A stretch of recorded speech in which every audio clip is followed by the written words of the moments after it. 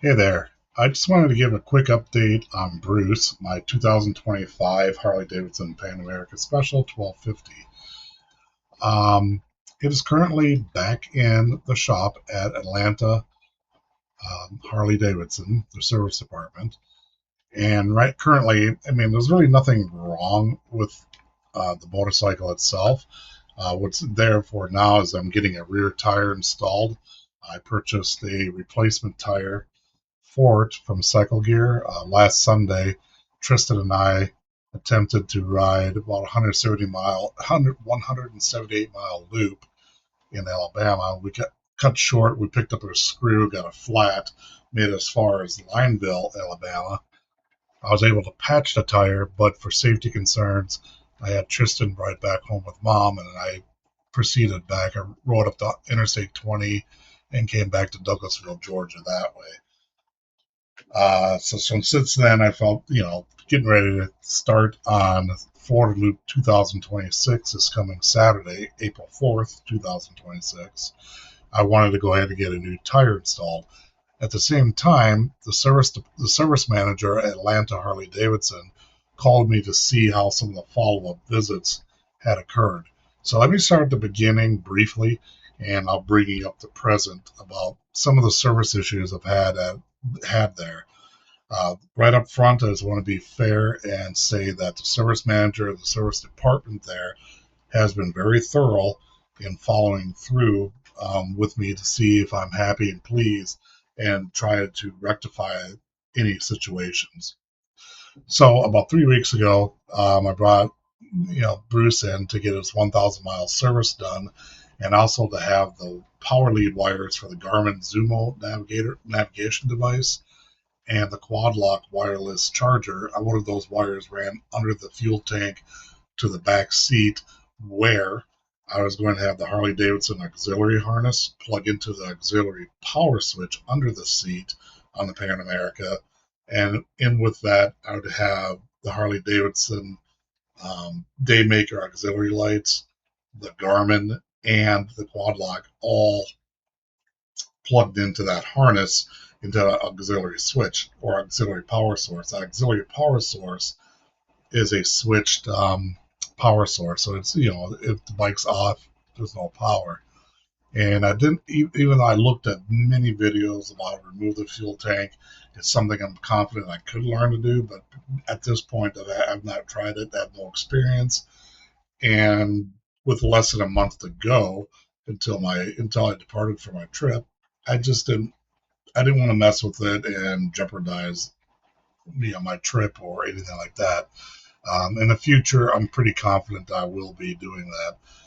So, in addition to that, the tank had to come off anyways as part of the 1,000 mile service. So, my logic was, since the tank's going to be removed anyways, it'd be a good opportunity for them to run those wires. So, I installed the Garmin um, mounting apparatus or mounting devices from TourTech, is the ones I wanted to use. And I installed the quad lock, and had the wires spooled up respectively on the handlebar. So all they had to do is, once the tank was lifted, is just run those wires underneath. And I also supplied the Harley Davidson auxiliary harnesses, a three-way power splitter, if you will.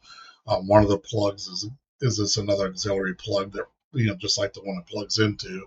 Another one is a proprietary plug that's, meant to power the heated seats for the Harley Davidson touring heated seats. And the third one is just two pigtails, two wires, and then they're, you just wire up what you want to them.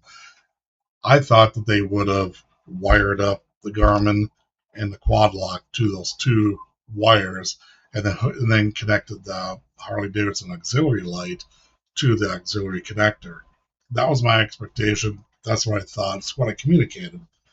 Um, However, from myself to the technician and to the front service desk to another service desk person to the technicians, that all got lost in translation somewhere. So I believe it was the next day, I got a phone call from the service desk. The technician had a question as to why would I want the power leads ran under the seat when I just go straight to the battery. Okay. And I explained that, well, no, because then they'll be, those devices will be on all the time and drain the battery. That's no bueno. And so what I wanted instead was, like as I already explained, they have the wires right out of the tank and connected to the auxiliary power source, which when the bike's off, no power. Another thing I want to mention real quick is prior to me bringing the motorcycle in, I also installed a R-Link security monitor module. And they provide a harness that the R-Link plugged into, and then the other part of the harness plugged into Harley-Davidson's um, OEM security system. Specifically, is the plug that you would use to connect an external siren or audible siren to the motorcycle's alarm system. And that plug provides a constant 12 volts of power. So that was already installed. I already had it zip tied up, and everything's all connected and worked great. So fast forward, I get about 3 days, I get a phone call from Atlanta Harley saying that the bike's ready. I'm like, cool. So I go down there, and I was getting ready to took the delivery of the bike. I was getting ready to leave, and I just happened to look, and I was like, well, wait a minute. Um, there's the wires are still spooled up on the handlebars. So went inside, discussed it, and they gave me the option of either giving me a refund, which was kind of like, well, I still need to run wires, or I could just leave it there and they'll take care of it. And I was like, I'll just go ahead and leave the bike there and they'll take care of it. A couple days goes by and they tell me it's good, bike's ready to go now. Great. So I go down there, jump in, look at the handlebars, see the wires aren't there. Cool. Jump on the bike, ride it home. And when I get home, this one I finally noticed that, oh, I'm sorry. Well, no. Yeah, and so I got home, and the auxiliary lights, the driving lights and fog lights from Harley Davidson, they were installed outside of the crash bars. They should be on the inside. That's one part. Two, um, the Pan America Special has a location on the crash bars where you can bolt the lights right on. They didn't use that. They used the clamps that went into the bars themselves. Okay, not the end of the world, not great. I would have preferred that they done that way. And one thing that was a little irritating, and again, I didn't notice this till later, that they even install them that way, was you have to buy um, the install kit for that, which has all the different components, and there was no way I could install it like that. So I had to use, so the clamps had to be used because they still have the rest of the components. But either way, the biggest problem was, I was happy that, when I fired up the bike, there was power for the Garmin, there was power for the quad lock. And I was like, cool. I bring it home and I turn off the bike. And then I also had all these alerts from R-Link on my phone. And I'm looking at it, and what I discovered is, when I turned the bike on, my R-Link would turn off. And when I turned off the bike, it was, I had no. Well, actually, no, it's just the other. When I turned on the bike, I had power. When I turned it off, I had no power. I'm like, okay. So I popped the seat, and what they did is they spliced everything into that harness provided by R-Link. So instead of using the harness that I provided, that's Harley Davidson, that plugs into the auxiliary connector, they didn't use that. Um, they didn't give it back to me either. More on that later. And so what they did is they cut into that harness, respliced all the wires together from the R-Link to the quad lock to the Garmin into that harness piece. So now, when the bike's turned on, the Garmin and quad lock turn on like it's supposed to, but now the R-Link was empowered when the bike's off. That's your secure. That's my security system. Okay. And like I said, I noticed the lights were installed incorrectly. So I called them back up, and now I'm talking to the service manager, and I'm just like, dude, what the heck, right? I was polite and cool about it, but he was like, well, he's like, you apologize, so sorry. How would you like to? How can I make this right? It was, he was willing to refund all the money, or he says, we can work with you, we can try to get this right the way you want it. again, that's like let's get it done. Let's get it fixed the way I want it. Okay. So I mean, I could have done this at myself, thinking maybe I should have, but that's a different point. Um, so I bring it back. They swap the lights appropriately after I get the bike back, and everything's pretty much working. Except now again, the R-Link is not. So I'm like, okay, so everything's working the way everything else is working as it should be. The lights are working great, um, kind of. The lights are working good. The Garmin's working. The quad light's working, but the R-Link is not. Okay, at this point, I'm just gonna whatever. I'll figure it out. So this brings me to last Sunday. Last Sunday, Tristan and I we ride into Alabama. We stop at Lionville, get lunch at Jack's. So for the inadequate cheeseburger, right? And at that point, I was like, oh yeah, I have highway pegs. They're from Adventure Pegs. They're just billet aluminum pegs that um, you can fold them down or fold them up all the way. Great. I couldn't fold down the left side because the bracket that was for the auxiliary light was installed too low and impeding on the peg. Not a huge deal, but noticing that on the road kind of irritated me. Turned out to be a moot point anyways because we got about I don't know 4 blocks from there and realized I had a flat tire, patched that, and end of that trip. And during that trip, they also service manager did call. And I didn't answer at that time. But he called to follow up to see how thing or excuse me, it was Monday. It was the next day. He called and wanted to see how everything was going. So I called him back the next day and told him what was going on. And both the R Link and I already fixed the light bracket. I already moved it up, and that took me like less than 5 minutes. And he goes, if you're willing, if I'm willing, I can bring it in, and we'll show the tech exactly. And I already purchased the tire from Cycle Gear at this time, the replacement tire. They also offered to install the tire for free once I told them about that little deal. So I mean, that's about 150, 180, 150, $200 fee at a shop somewhere, right?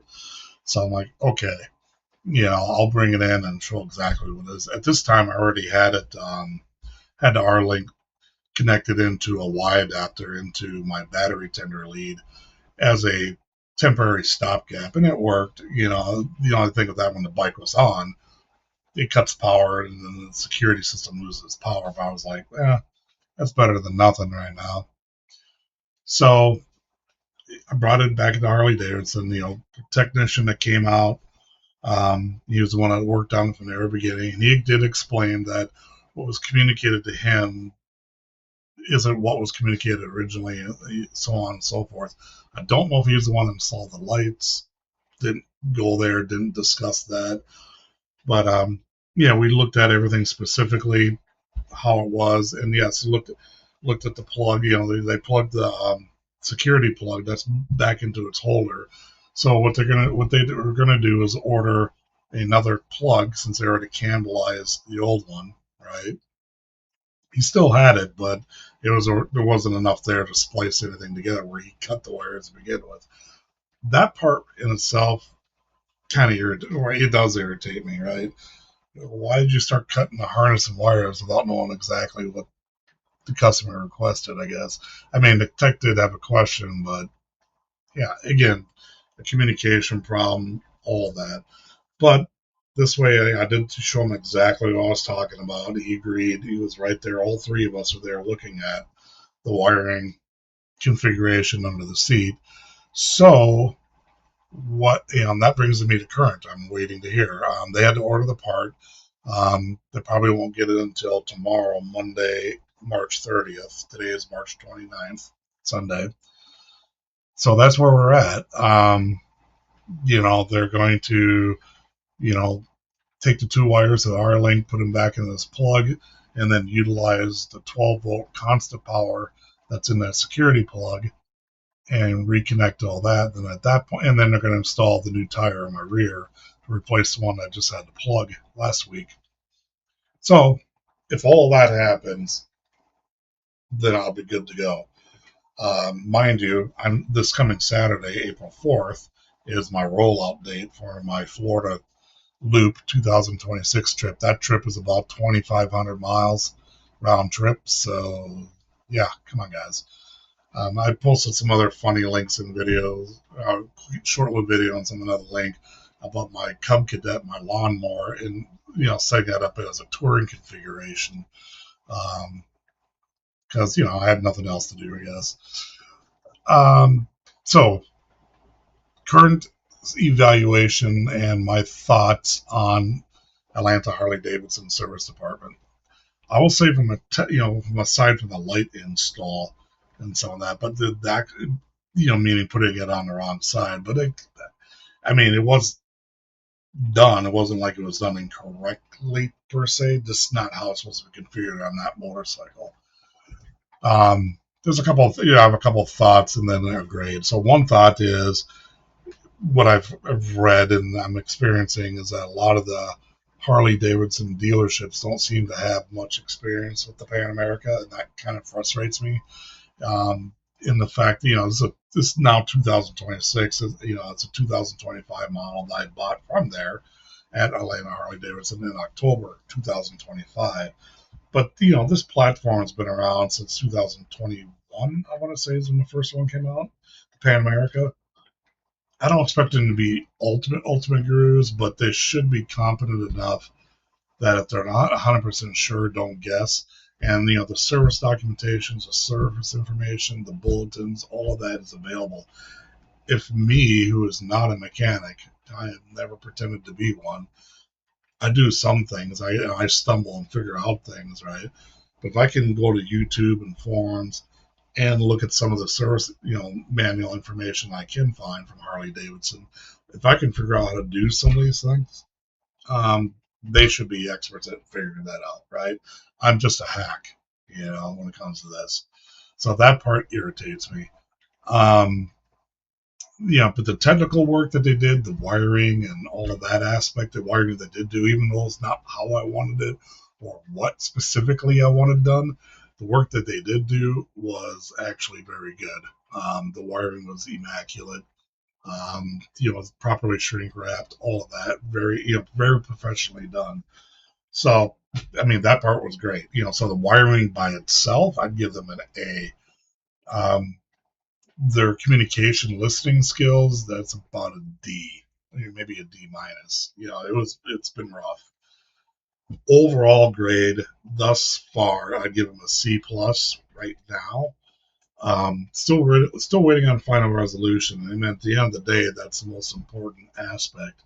And the one thing I do want to say it's a positive, I guess, despite, this fiasco shouldn't have happened to begin with, but here we are and things happen and,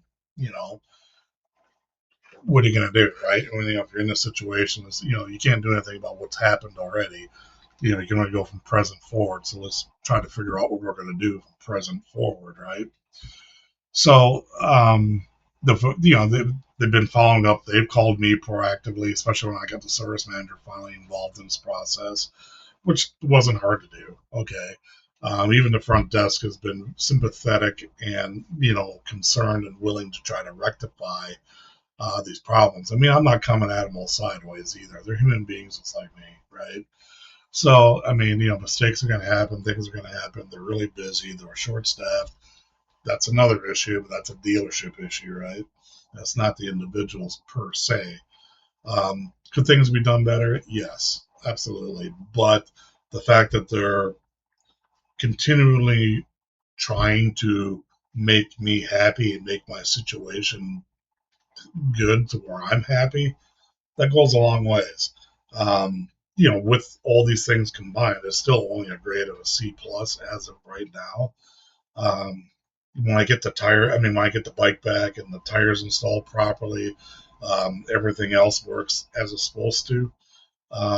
Assuming that's the case, I might raise it up to a B minus for this particular um, experience because you know all the we're about 3.5 weeks into this ordeal, um, and it wasn't that, to my mind, it wasn't that complicated to begin with. I feel like maybe I should have pulled the tank and did it myself and just been done with that. Maybe, I don't know. I mean, there's a chance that I would have got worked myself. I'm pressed on time, and so I don't know if I really had time to work on it like that. Um, you know, it gave me a lot of pause. I didn't even want to bring the bike back there to do the tire install initially, to be honest. Um, and that's not me being nasty or a male Karen or anything like that. Um, I was concerned about the competency and the communication aspects, and I was just irritated. I did call a different shop here in Douglasville, but the guy was booked up for like 4 weeks, and I was like, "Well, that's not going to do me any good." Um, and then I talked to I talked to the service manager after that phone call, um, at Atlanta Harley, and then we discussed this, discussed my current concerns and the situation, and then we just kind of worked out a deal from there, a potential resolution. So the jury's still out. The final verdict is still not done. Um, we'll see what happens. Quick unrelated thing. So yes, I'm up here in my office. This is where I work.